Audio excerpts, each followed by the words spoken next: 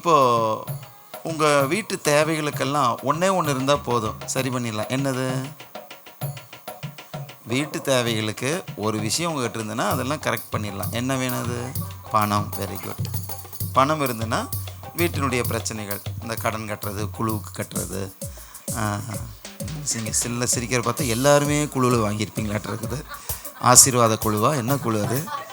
அது பேர் தான் ஆசீர்வாத குழுவான, அது சாபக்குழு. அது சாபக்குழி மாதிரி. அப்புறம் வட்டிக்கு வாங்கியிருக்கிறது, அப்புறம் வீட்டு தேவைகள், ஃபீஸ் கட்டணும், வீடு கட்டணும், இடம் வாங்கணும். இதுக்கு எல்லாத்துக்கும் பணம் இருந்தால் போதும், சரிங்களா? ஆனால் பணம் மட்டும் இருந்ததுன்னா மற்ற விஷயங்கள்லாம் சந்திக்கப்பட முடியாது. சென்னை சில்க்ஸில் போய் சந்தோஷம் வாங்க முடியுமா? சொல்லுங்க. சுகுணா சிக்கனில் போய் நிம்மதி வாங்க முடியுமா? வாங்க முடியாது. அப்போ அதுக்கெல்லாம் பணம் ஒர்க் ஆகாது. நோய் வராமல் இருந்தால், பணத்தை சாப்பிட்டுட்டு இருந்தால் நோய் வராமல் இருக்குமா? இல்லை. அப்போ உலகத்தில் எத்தனையோ விதமான தேவைகள் இருக்குது. பணம் மட்டும், பொருள் மட்டும் இல்லை, நிறைய தேவைகள் இருக்குது. உறவு பிரச்சனைகள் இருக்குது, அடுத்த வீட்டு பிரச்சனை இருக்குது, எதிர்த்த வீட்டு பிரச்சனை இருக்குது, இதெல்லாம் போக பிசாசு பிரச்சனை இருக்குது, நோய், பேய், நாய், வாய், அது ஒரு பிரச்சனை. இத்தனை பிரச்சனைகள் இருக்குது. இந்த எல்லாத்துக்கும் ஒன்று இருந்தால் போதும், இயேசு இருந்தால் போதும். அல்லேலூயா, ஆமென்.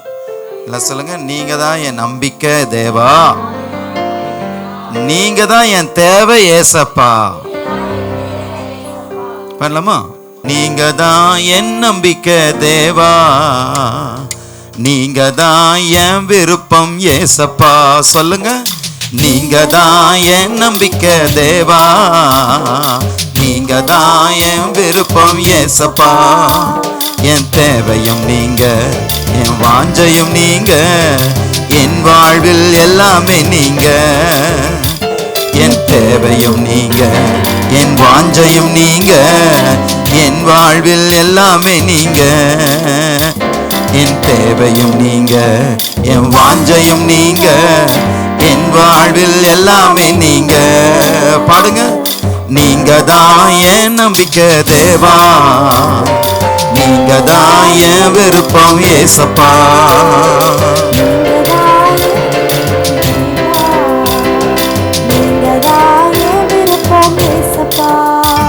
என் தேவையும் நீங்க, என் விருப்பமும் நீங்க, என் வாழ்வில் எல்லாமே நீங்க.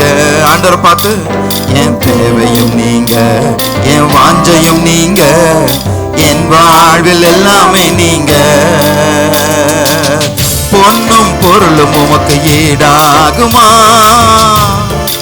பொன்னும் பொருளும் உமக்கு ஈடாகுமா? பட்டமும் பதவியும் ஈடாகுமா? பொன்னும் பொருளும் உமக்கு ஈடாகுமா? பட்டமும் பதவியும் ஈடாகுமா? உறவுகள் வந்தாலும், உற்றாரும் பெற்றாரும், உறவுகள் நின்றாலும் உமக்கு ஈடாகுமா? உமக்கு ஈடாகுமா? உற்றாரும் பெற்றாரும், உறவுகள் வந்தாலும், உற்றாரும் பெற்றாரும், உறவுகள் வந்தாலும் உமக்கு ஈடாகுமா? உமக்கு ஈடாகுமா? என் ஆசையும் நீங்க, என் தேவையும் நீங்க, என் வாழ்வில் எல்லாமே நீங்க. என் ஆசையும் நீங்க, என் தேவையும் நீங்க, என் வாழ்வில் எல்லாமே நீங்க. நீங்க தான் என் விருப்பம் ஏசப்பா, நீங்க தான் என் விருப்பம் ஏசப்பா. நீங்க தான் என் நம்பிக்கை தேவா, என் விருப்பம் ஏசப்பா. என் ஆசையும் நீங்க, என் தேவையும் நீங்க, என் வாழ்வில் எல்லாமே நீங்க. என் ஆசையும் நீங்க, என் தேவையும் நீங்க, என் வாழ்வில் எல்லாமே நீங்க. ஆமென். அல்லேலூயா. நல்லா இருக்குதா பாட்டு? ஏன் பாட்டு அதனால் கிடச்சிருக்கணும், அவ்வளோ ஃபேமஸ் ஆகிருக்கணும். ஓகே ஓகே, இந்த பாட்டில் இன்னும் வெளிவிடலை, அதனால் இன்னும் வரல. சரி, ஓகே, சரியா சொல்லுங்கள். என் தேவை யார்? நான் மறுபடியும் சொல்கிறேன், ஆண்டவர் நமக்கு இருக்கிறார், இருந்தா இல்லை, இருக்கிறார். நம்ம வாழ்க்கையின் அத்தனை விஷயத்துக்கும் ஆண்டவர் ஏசப்பா போதும். அல்லேலூயா. என்ன தூரம் பாடலாமா?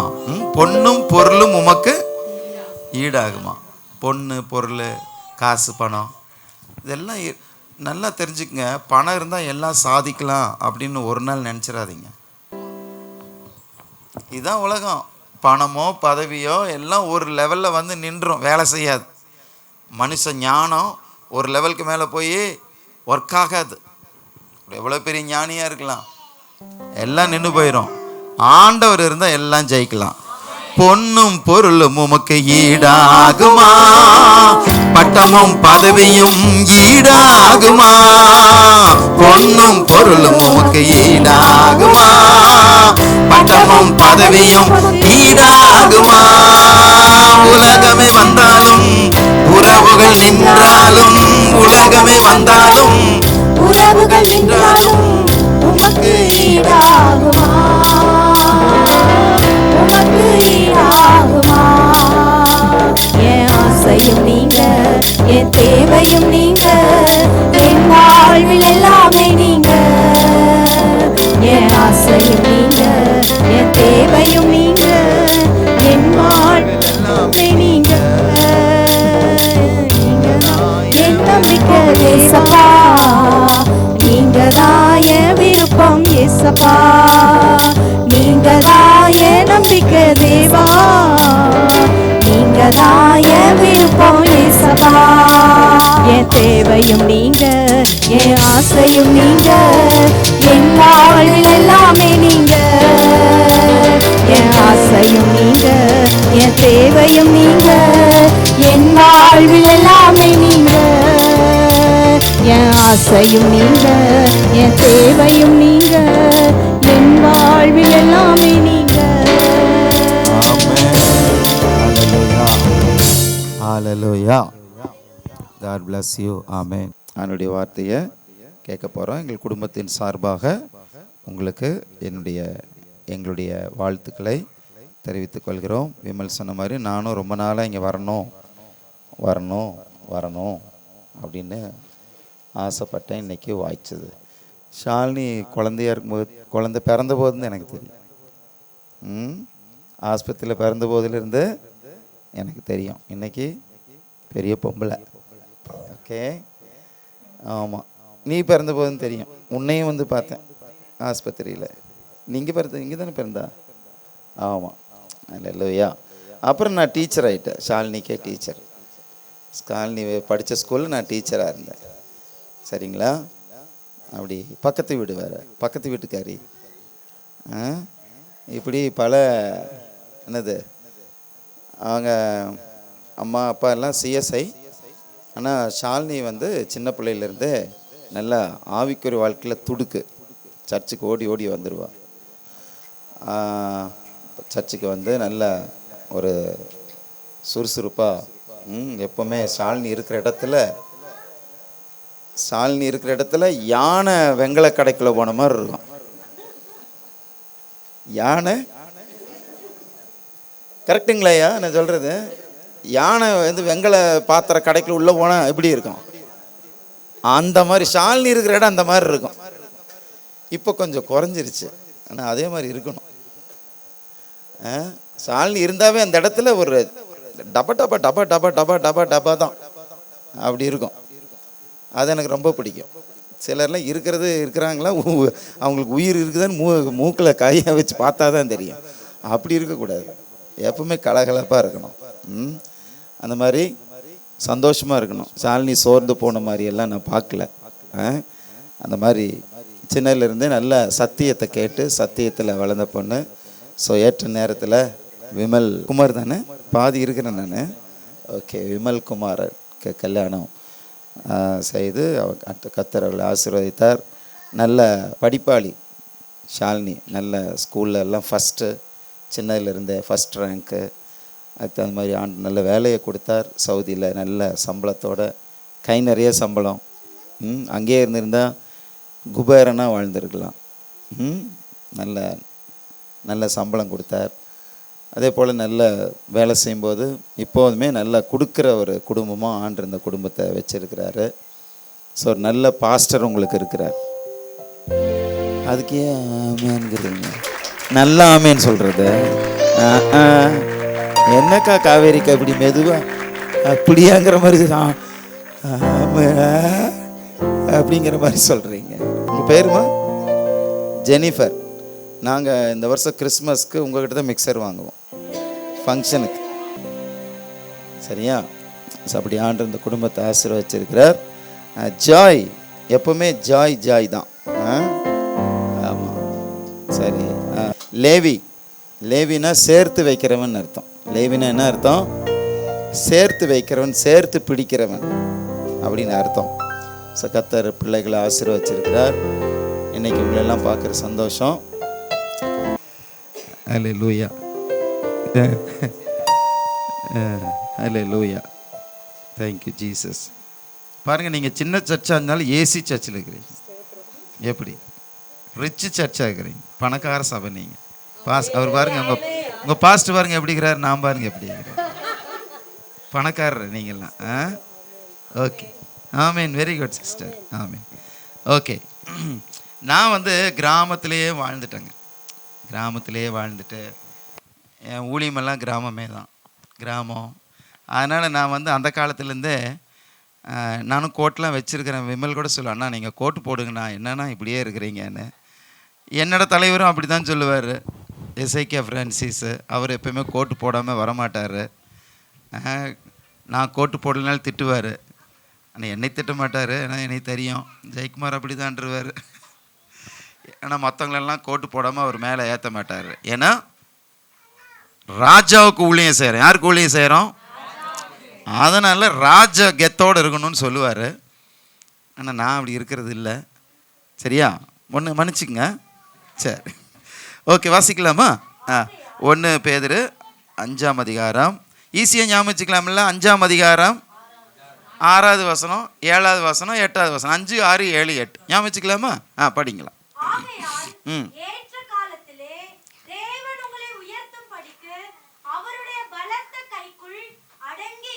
பக்கத்தில் சொல்லுங்க, அடங்கி இருங்க. நான் சொல்ற மாதிரி சொல்லுங்க, அடங்கு. பைபிள் என்ன சொல்லுது நம்மளை பார்த்து? அடங்கு. அடுத்தது, அவர் உங்களை விசாரிக்கிறவர் ஆனபடியால் உங்கள் கவலைகளை எல்லாம் அவர் மேல் வைத்து விடுங்கள். அடுத்து சொல்லுங்க, வச்சிரு. வச்சிரு. ஏய் வச்சிரங்க அப்படிமாம்ல. ஏய் அடங்குடா, ஏய் வைடாங்க அப்படிங்கிற மாதிரி இருக்குதுல்ல. வச்சிரு. தெளிந்த புத்தி உள்ளவர்களாய் இருங்கள். அடுத்து எப்படி இரு? தெளிவர். எப்படி இரு? இதான் பிரசங்கம். சரியா? ஃபர்ஸ்ட் என்ன? அடங்கு. 2வது வச்சிரு. 3வது தெளிவர். போதையில் இருக்காத, தெளிவர். சரியா? ஸோ 3 விஷயத்தை இங்கே பேதுரு மூத்த அப்போஸ்தலர் நமக்கு சொல்கிறார், சபைக்கு சொல்கிறார். ஃபஸ்ட்டு என்ன சொல்கிறாரு? 6வது வசனம் அப்படி சொல்லுது, ஏற்ற காலத்திலே தேவன் உங்களை உயர்த்தும்படிக்கு அவருடைய பலத்த கைக்குள் அடங்கி இருங்கள். எல்லாரும் சொல்லுங்க, ஆண்டவர் என்ன உயர்த்துறதுக்கு ஒரு ஆளை வச்சிருக்காரு. ஆமென். இப்போ நம்ம வீட்டில், ஜெனிஃபர் வீட்டில், சரியா, உங்கள் பொண்ணு இருக்கா, பையன் இருக்கா? 3 பையன். அல்லேலூயா. 500 பவுன் வேண்டியதில்லை. அப்போ 500 பவுன் வருமானருக்குது. சரி சரி, 500 பவுன் நகை இருக்கு. உங்களுக்கும் ஒரு 30 பவுன் டெய்லி மாட்டி விட்டு ஸ்கூலுக்கு அனுப்புவாங்களா? சொல்லுங்க. ஏன் 30 போட்டு அனுப்பக்கூடாது? 500 பவுன் வச்சுருக்காங்க தானே. ஒரு 500 ரூபா கட்டு எடுத்து இந்த பாக்கெட்டில் வச்சு விடுவாங்களா? போய் விடுவாங்களா? ஏன்னு சொல்லுங்க, என்ன காரணம்? ஏன் சிஸ்டர் உங்க பிள்ளைங்க மேல அன்பே இல்லையா உங்களுக்கு? அந்த கைக்குள்ள நம்ம இருக்கிறோம். நீங்க உயர்வீங்க, அது உங்களை உயர்த்தும். ஆனா கொஞ்சம் டைம் எடுக்கும். நிறைய விசுவாசிகள் நான் பார்த்துருக்கேன், அந்த டைம் வரைக்கும் பொறுமை இருக்க மாட்டாங்க, விசுவாசத்தை விட்டுருவாங்க. சிலர் ஆண்டவரவே விட்டுருவாங்க. போங்க, நான் வந்தேன், என்னைக்கு வேணும் இன்னைக்கு வேணும். விசுவாசிகளுக்கு பொதுவாக மனுஷனுடைய எண்ணம் எப்படின்னா, என்னைக்கு வேணும் இன்னைக்கு வேணும். பொண்ணு என்னைக்கு வேணும் இன்னைக்கு வேணும். இன்னைக்கே கல்யாணம் பண்ண முடியுமா? இன்னைக்கே பொண்ணை பார்த்து இன்னைக்கே கல்யாணம் பண்ணி இன்னைக்கே குழந்தை பார்க்க முடியுமா? எல்லாத்துக்கும் என்ன இருக்கு? ஒரு டைம் வச்சிருக்கிறார் ஆண்டவர். அந்த டைம்ல எல்லாம் நடக்கும். உங்கள் வாழ்க்கையில் சோர்ந்து போகக்கூடாது. என்ன, நான் ஜெபம் பண்ணேன், உபவாசம் போட்டேன், 4 மாவடி போனேன், 4 மாவடி போனாலும் 7 மாவடி போனாலும் ஆண்டவர் நேரத்தில் தான் நீங்கள் உயருவீங்க. அது வரைக்கும் என்ன ஆக மாட்டீங்க, உயர மாட்டீங்க. அதுக்காக சோர்ந்து போக வேண்டாம். நான் சொன்னேன், அந்த பசங்க அழுது பிறண்டு எனக்கு செல்போன் வாங்கி கொடுத்தா அதான் நான் சாப்பிடுவேன் அழுதாலும் நம்ம என்ன செய்ய மாட்டோம், கொடுக்க மாட்டோம்.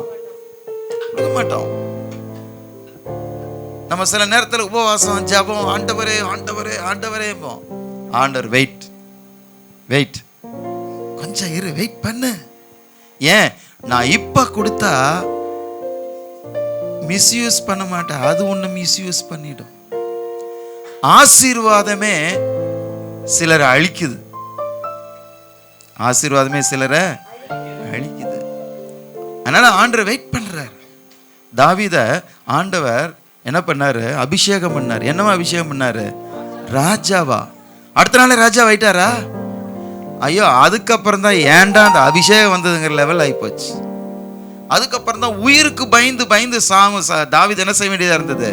ஓட வேண்டியதா இருந்தது, வனாந்தரத்தில் ஒளிய வேண்டியதா இருந்தது. சவுல் கொல்றதுக்குன்னே தெரிஞ்சான். ஒரு நேரம் வந்துச்சு, சமஸ்த இஸ்ரவேலுக்கும் ராஜாவாக தாவீதை உட்கார வச்சார் ஆண்டவர். அல்லேலூயா. தாவீது என்ன ஆண்டவர் அபிஷேகம் பண்ணார். அடுத்த நாள்ல இருந்து போராட்டம், அடுத்த நாள்ல இருந்து பிரச்சனை. இந்த ஆண்டவர் வேண்டாம், ராஜா வேண்டாம், ஒண்ணு வேண்டாம், நான் ஆடு மேய்க்கவே போறேன்னு போயிருந்தா, ஆண்டவர் விட்டுருந்தா ராஜாவை இருக்க முடியாது. ஒரு காலம் வச்சிருந்தாரு, அந்த காலத்துல ராஜாவானார். ஸோ உங்க ஒவ்வொருத்தருடைய வாழ்க்கையிலும் ஆண்டவர் ஒரு டைம் வச்சிருக்காரு. சபை வளர்ச்சிக்குன்னு ஒரு டைம் இருக்கு. இப்போ நாங்கள் எத்தனை வருஷமா ஊழியம் செய்கிறோம்? சபை 80லேருந்து செய்கிறோம்.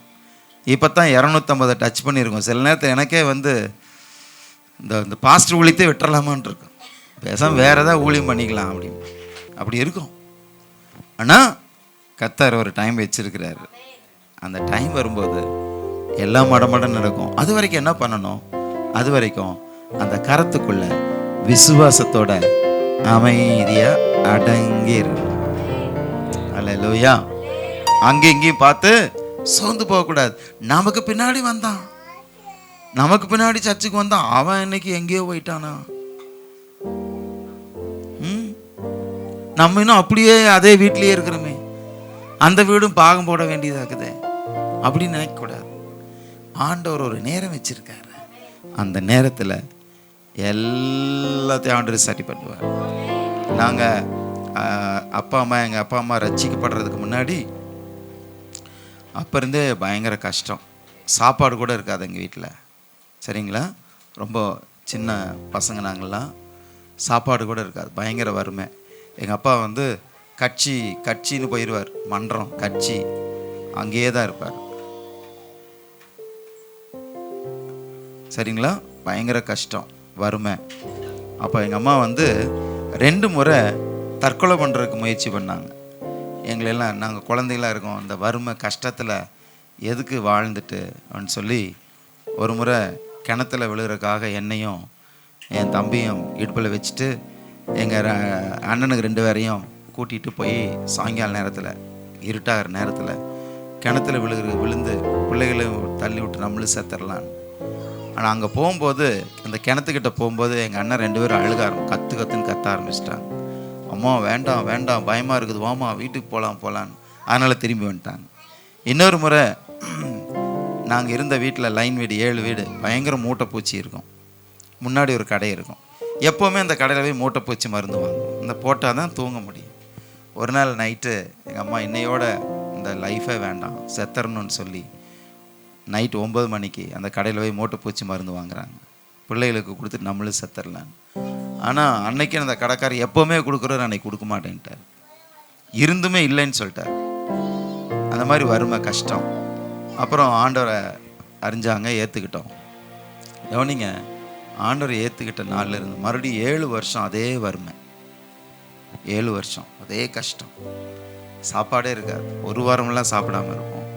ரொம்ப கஷ்டப்பட்டோம். ஆனால் பயங்கரமாக ஜெபிப்போம். குடும்ப ஜெபம்லாம் 2 மணி நேரம் நடக்கும்.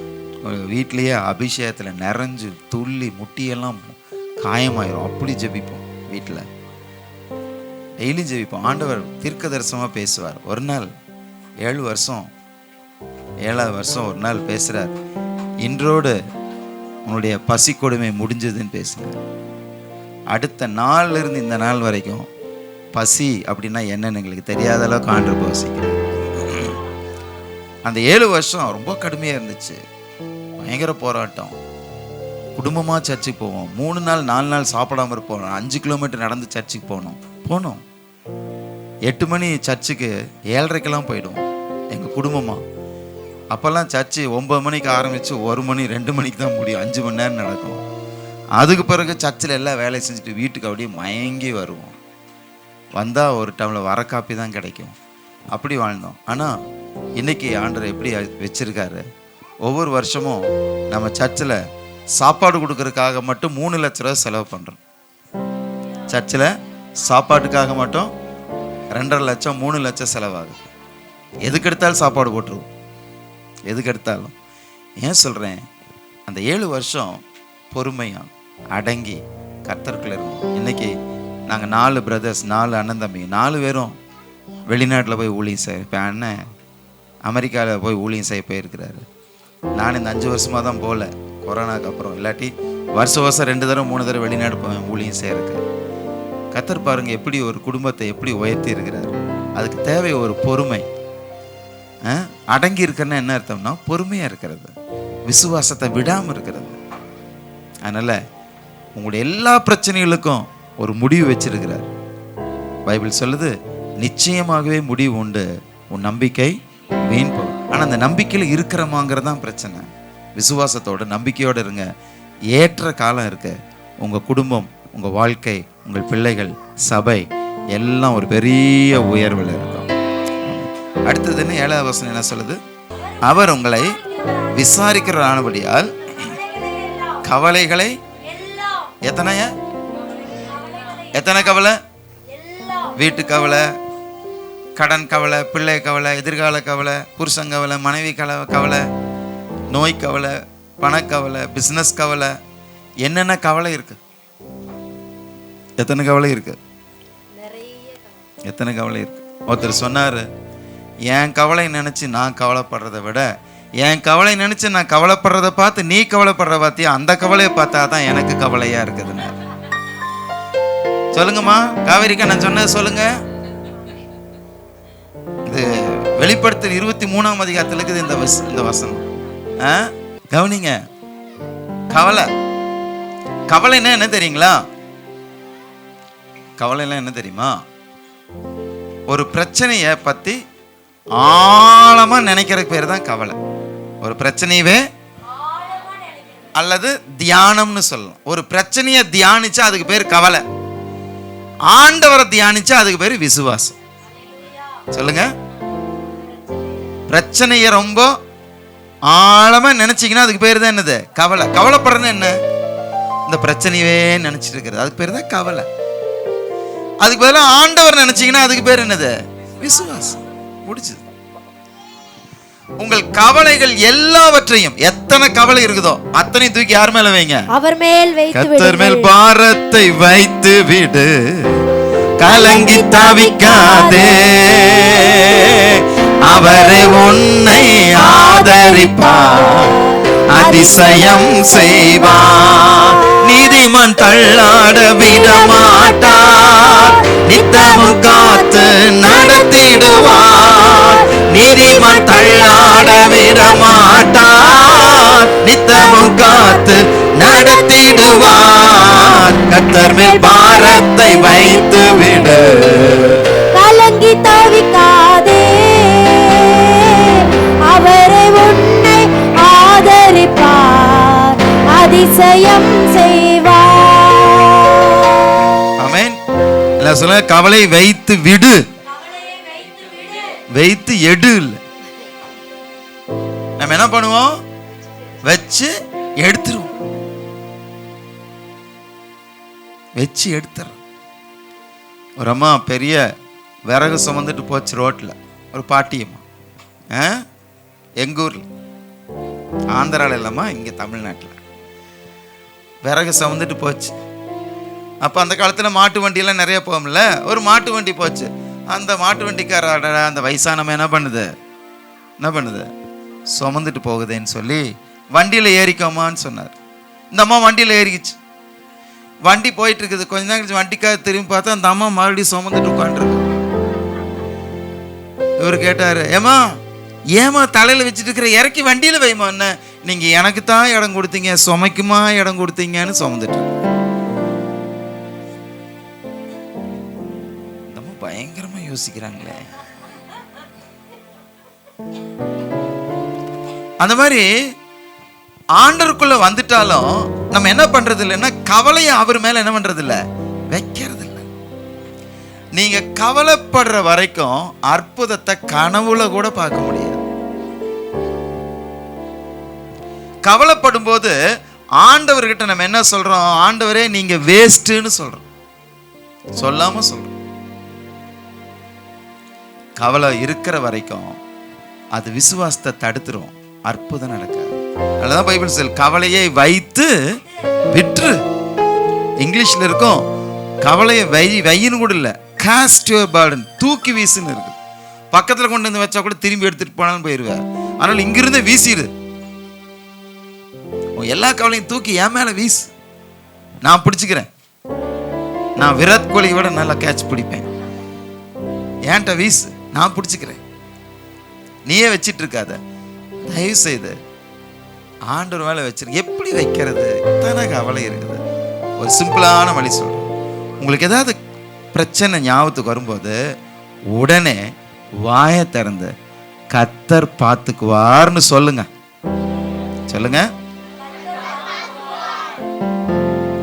ரொம்ப பணத்தேவை ஒண்ணு வருது, ஐயோ என்ன பண்றது, உடனே வாயை திறந்து சொல்லணும், யெகோவா ஈரே எல்லாம் பார்த்து கொள்வீரேன்னு சொல்லணும். யெகோவா ஈரே, ஆண்டவர் பார்த்துக்குவார் அப்படி சொல்லணும். என்ன பிரச்சனை ஞாபகத்துக்கு வருதோ, கவலைன்னா என்ன சொன்னேன், பிரச்சனையவே யோசிக்கிறதுக்கு பேர் தான் கவலை. அப்படி வரும்போதே என்ன பண்ணணும், அப்படி தள்ளிடணும் அவர்கிட்ட.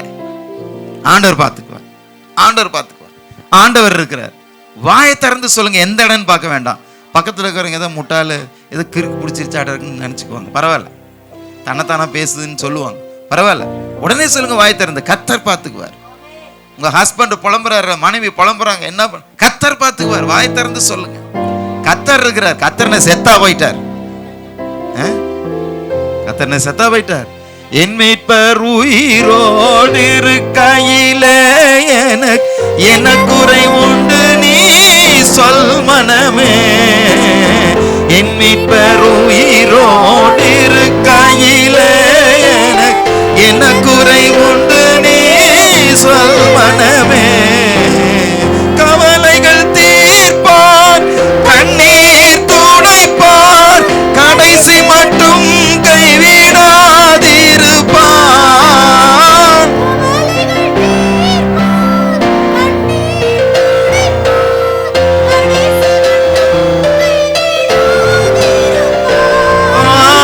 பாவமணி பழிப்பார், பாக்கியம் கொடுப்பார். பாவமணி பழிப்பார், பரம பதவியினுள் எந்தனை எடுப்பார். என் மீட்பர் உயிரோடு இருக்கையிலே என குறை உண்டு நீ சொல் மனமே. 10 பிள்ளைங்க ஒரே நாள் செத்தாங்க யோபுக்கு.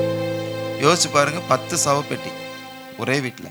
இல்லை சின்ன பிள்ளைங்களா, வாலிப பிள்ளைங்க எல்லாம் போச்சு. அத்தனை சொத்தும் போச்சு, உடம்பெல்லாம் வியாதி. அவர் சொல்றாரு, என் மீட்பர் உயிரோடு இருக்கிறார். அல்லேலூயா. நம்ம ஆண்டவர் செத்து போல, அவர் பார்த்துக்குவார்னு சொல்லணும். என்ன கவலை ஞாபகத்தால் சொல்லுங்க, கர்த்தர் பார்த்துக்குவார், கர்த்தர் பார்த்துக்குவார், கர்த்தர் பார்த்துக்குவார்.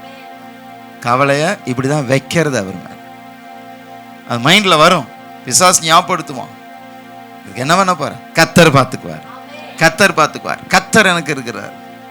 அப்படி கவலையை தூக்கி யார் மேல வச்சிருங்க, அவர் மேல வச்சிருங்க. ஏன், அவர் நம்மை விசாரிக்கிறவர். ஆமென். அல்லேலூயா. அப்படிப்பட்ட ஒரு நல்ல ஆண்டவர் இருக்கிறார். ஆமென். அடுத்தது எல்லாம் சொல்லுங்க, தெளிந்து புத்தி உள்ளவங்களா இருங்க. ஏன் ஏன் உங்கள் எதிராளி ஆகிய பிசாசானவன் கெர்ச்சிக்கிற சிங்கம் போல் எவனை விழுங்கலாமோ என்று வகை தேடி சுற்றி திரிகிறான். ஆமென். பிசாசு யார விழுங்கலாமோன்னு சுத்துறானோ. அதனால நம்ம பயந்துக்க வேண்டியதில்லை, தெளிவா இருந்தா போதும். என்ன தெளிவு, அவன் என்ன ஒன்றும் செய்ய முடியாது. எல்லாரும் சொல்லுங்க, பிசாசு என்னை தொட முடியாது. பிசாசை இயேசு சிலுவையில ஜெயித்தார். அதனால பிசாசு என்ன ஒண்ணு செய்ய முடியாது. மந்திரம் ஒண்ணும் பண்ண முடியாது. செய்வினை என்னை ஒன்றும் பண்ண முடியாது. செயப்பாட்டு வினை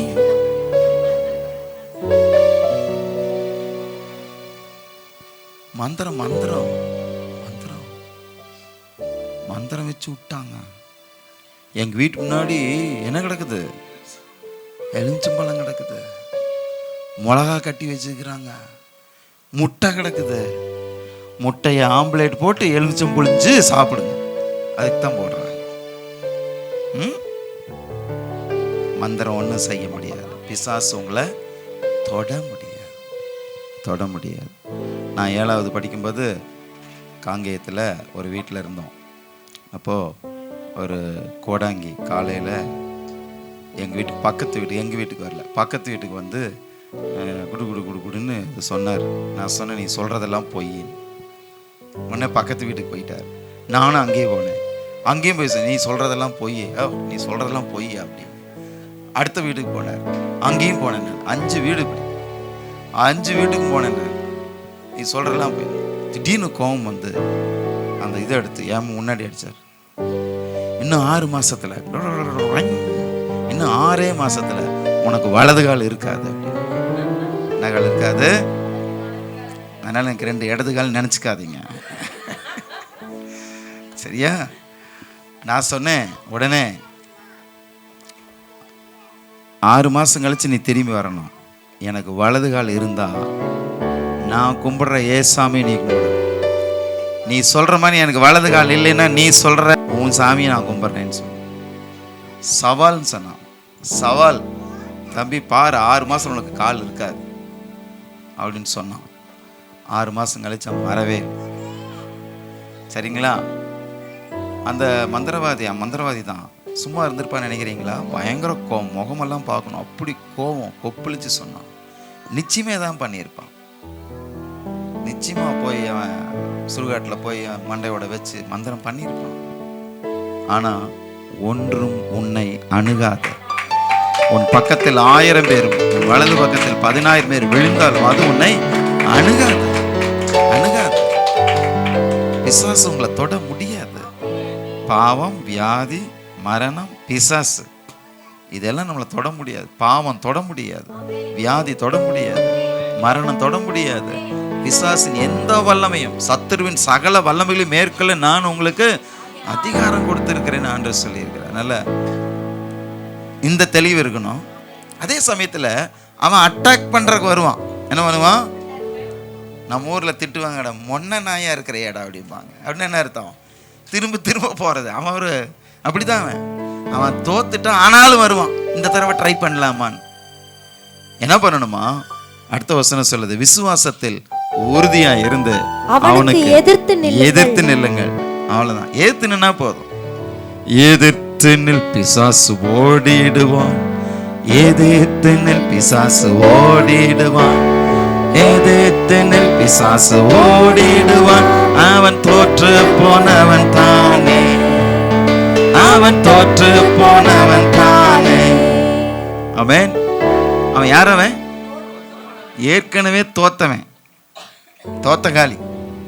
ரேனாட் போங்கேங்கிற பெரிய ப்ரீச்சர் சொல்லுவார், பிசாசு உன்னோட கடந்த காலம் நீ இப்படி ஆயிட்ட அப்படி ஆயிட்டலாம் ஞாபகப்படுத்தினான்னா அவனுக்கு அவன் எதிர்காலத்தை சொல்லும் பார். அவன் எதிர்காலம் எங்க? பாதாளம், நரகம். பிசாசு என்ன பண்ணுவானா, நீ சரியில்லை அது சரியில்லை, நம்ம மைண்டை போட்டு குழப்போம். நீ என்ன சொல்லணும்? டேய் பிசாச, நீங்க கடந்த காலத்தை சொல்ற, ஏசு என்ன மன்னிச்சு அவர் பிள்ளை ஆயிட்டேன், உன் எதிர்காலத்தை நான் சொல்லிட்டு மானுங்க ஓடிடுவோம். பிசாசு உங்களை தொட முடியாது. பிசாசு எப்பவுமே ஃபர்ஸ்ட் மைண்டை தான் அட்டாக் பண்ணுவான், சிந்தனையை மாற்றுவான், சந்தேகத்தை, அவிசுவாசத்தை, பயத்தை, கவலை உள்ள கொண்டு வருவான். எதிர்த்து நில்லுங்க, ஓடிடுவான். அவ்வளவுதான். விசுவாசத்தில் உறுதியா இருந்து ஃபர்ஸ்ட் தெளிவு இருக்கணும். என்னது? அவன் என்னை தொட முடியாது. யாரை விழுங்கலாமோ என்று வகை தேடி சுத்துட்டும், சுத்துடா. ஆனா என்ன செய்ய முடியாது? தொட முடியாது. பொல்லாங்கன் அவனை தொடான்னு பைபிள் நம்மளை தொடான், தொடறக்கே அவனுக்கு வாய்ப்பு இல்லை. அப்புறம் எப்படி நம்மளை பிடிக்கிறது, எப்படி விழுங்குறது? எல்லாம் சொல்லுங்க, பிசாசே நீ என்னை தொடவே முடியாது, அப்புறம் எங்க போய் விழுங்குறது? ஆமென். உங்களை தொட முடியாது. அதனால தெளிந்து புத்தி உள்ளவர்களாக இருந்து விழித்திருந்து உறுதியா எதிர்த்து நில்லுங்க. அவன் உங்களை விட்டு ஓடி போவான். அல்லேலூயா. நடந்து போவானோ ஓடி போவானா? துண்டக்கான துணியை காண ஓடுவான். அல்லேலூயா. ஜெபம் பண்ணலாமா? இன்னைக்கு ஒரு அற்புதத்தை எதிர்பாருங்க. என்னம்மா? ஏம்மா இன்னும் கொஞ்ச நேரம் பேசணுமா? சரி, ஜெபம் பண்ணலாமா? எல்லாரும் எழுப்பி எதிர்த்து நில் பிசாசு ஓடிடுவான், எதிர்த்து நில் பிசாசு ஓடிடுவான், எதிர்த்து நில் பிசாசு ஓடிடுவான். அவன் தோற்று போனவன் தானே, அவன் போனவன் தானே. இயேசுவின் நாமத்தை சொல்லு ஓடிடுவான், இயேசுவின் நாமத்தை சொல்லு ஓடிடு. சண்டே கிளாஸ் பாட்டு. இயேசுவின் நாமத்தை சொல்லு ஓடிடுவான், அவன் தோற்று போனவன் தானே, அவன் தோற்று போனவன் தானே. Resist the devil, he'll flee from you. Resist the devil, he'll flee from you. Resist the devil, he will flee from you. He is always a conquered foe. He is always a conquered foe. வேதம் வாசி அவன் ஓடிடுவான், வேதம் வாசி அவன் ஓடிடுவான், வேதம் வாசி அவன் ஓடிடுவான்.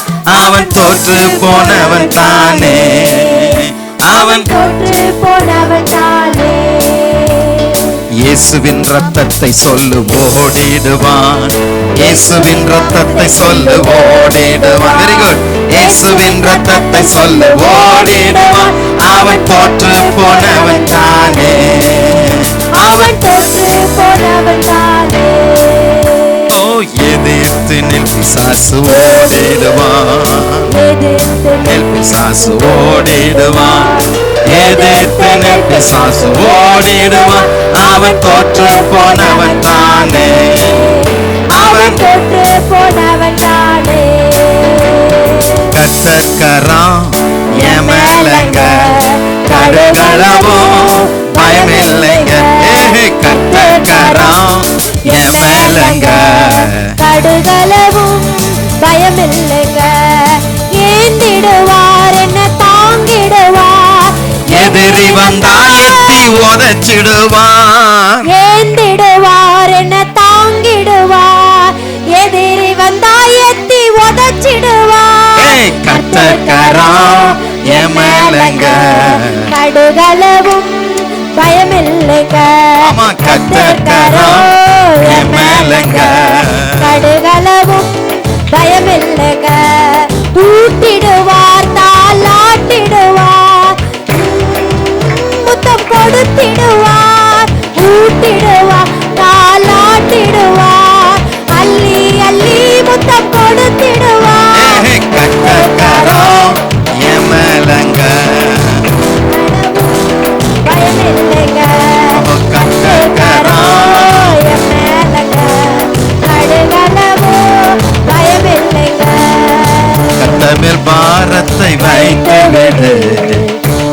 கலங்கி தவிக்காதே, அவரே உன்னை ஆதரிப்பார், அதிசயம் செய்வார். கர்த்தர் மேல் பாரத்தை வைத்து விடு, அவரே உன்னை ஆதரிப்பார், அதிசயம் செய்வார். நீதிமான் தள்ளாட விடமாட்டார், நித்தமும் காத்து நடத்திடுவார். நீதிமான் தள்ளாட விடமாட்டார், நித்தமும் காத்து நடத்திடுவார். கலங்கி தவிக்காதே, அவரே நம்மை ஆதரிப்பார், அதிசயம் செய்வார். ஹல்லேலூயா, ஹல்லேலூயா, ஹல்லேலூயா. என்ன கவலையோடு வந்திருக்கிறீங்க? என்ன கவலையோடு வந்திருக்கு? எல்லா கவலையும் தூக்கி ஆண்டவர் மேலே வச்சிருங்க. வச்சிருவீங்களா? சொல்லுங்க, வச்சிருவீங்களா? என்ன கவலை, ஏன் கவலை இல்ல கவலை, எனக்கு இல்ல கவலை. சொல்லுங்க, என்ன கவலை, அட ஏன் கவலை இல்ல கவலை, எனக்கு இல்ல கவலை. ஏன் ஜீவனுள்ள தேவன் என்னோடு இருப்பதால் எனக்கு ஏன் கவலை. ஜீவனுள்ள தேவன் எனக்குள்ளே இருப்பதால் எனக்கு ஏன் கவலை. என்ன கவலை, ஏது கவலை, இல்ல கவலை, எனக்கு இல்ல கவலை. என்ன கவலை, ஏன் கவலை, லேது கவலை, எனக்கு லேது கவலை. அஞ்சாதே முதலும் முடிவும் நாள் என்றதால் எனக்கு ஏன் கவலை. அஞ்சாதே முதலும் முடிவும் நான் என்றதால் எனக்கு ஏன் கவலை. ஆபத்து காலத்திலே தப்புவிப்பேன் என்பதால் பயமே எனக்கு இல்லை. ஆபத்து காலத்திலே தப்புவிப்பேன் என்றதால் எனக்கு பயமே எனக்கு இல்லை. என்ன கவலை, ஏது கவலை, இல்ல கவலை, எனக்கு லேது கவலை. என்ன கவலை, எனக்கு லேது கவலை, இல்ல கவலை, எனக்கு இல்ல கவலை. ஆமென், ஹல்லேலூயா. நான் வேற ஒரு பாட்டுக்காரன் வேற. நான் அப்படியே போயிருவேன் சாயங்காலம் வரைக்கும். அப்புறம் நீங்களே என்ன திட்டுவீங்க. ஐயோ, இந்த பாஸ்டர் மட்டும் கூப்பிட்றாதீங்க, அவர் என்ன நிற்க வச்சு 5 மணி பண்ணிட்டாருன்றீங்க. அதனால் ஜெபம் பண்ணலாம். ஓகே, இப்போ என்னென்னா உடம்பு சரியில்லாமல் இருக்கீங்களா, பலவீனத்தோடு இப்போ நம்ம ஜெபம் பண்ண போகிறோம். இப்போ சுகம் வரப்போ நாம திடீர்னு ஆண்டவர் ஒரு இன்ஸ்பிரேஷன் கொடுக்குறாரு. ஹல்லேலூயா. என்ன பலவீனம் இருந்தாலும் இப்போ ஆண்டவர் சுகமாக்க போகிறார். ஆமென். என்ன வலி இருக்குதா, வேதனை இருக்குது, என்னன்னாலும் சரி, இப்போ உங்கள் தலை மேலே கை வச்சுக்கோங்க. ஹல்லேலூயா. இயேசுவின் நாமத்தினால வலி, வேதனையும், வியாதி, பலவீனம் இருக்கிறவங்க எல்லாரும் இல்லை. எஸ், ஹல்லேலூயா, ஹல்லேலூயா. இப்போவே எதிர்பாருங்க, இந்த நாள் உங்கள் வியாதி சுகமாகிற நாள். இது ஏற்ற நாள், இது உங்களை சுகமாக்குகிற நாள். ஹல்லேலூயா. லபா ரபா பாபா. நல்ல வாய் திறந்து சொல்லுங்க, நன்றி ஆண்டவர்.